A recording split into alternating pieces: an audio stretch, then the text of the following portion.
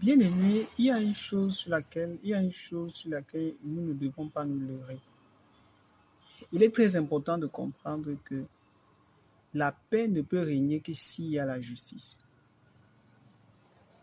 Dans un environnement où les gens ont été blessés, dans un environnement où les droits des uns et des autres ont été bafoués, où des gens ont été torturés, où des gens ont subi de l'injustice pure en pleine journée,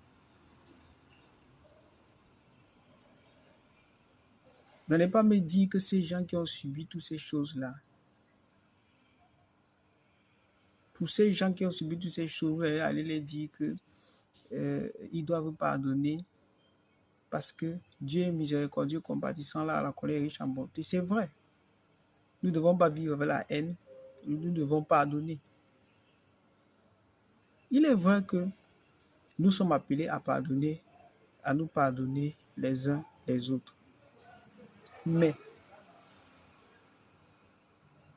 si moi je te pardonne,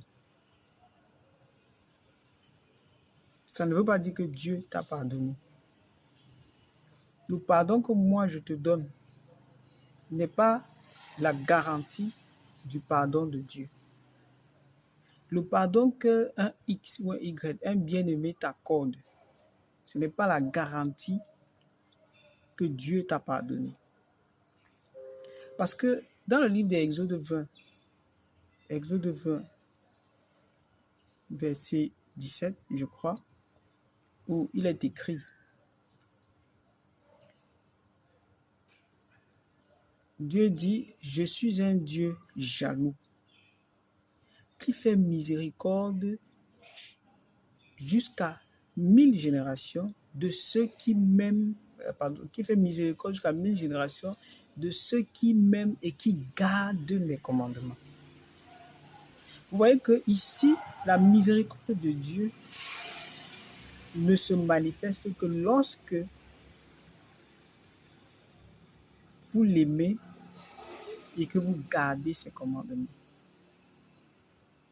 Il dit que si le méchant change de conduite et commence à pratiquer le bien, si l'injuste change de conduite, commence à pratiquer la justice, il sera justifié à cause de la justice qu'il a pratiquée. Tu ne vas pas me dire que tu vas passer ton temps à bafouer tout ça et espérer que tu vas t'en sortir.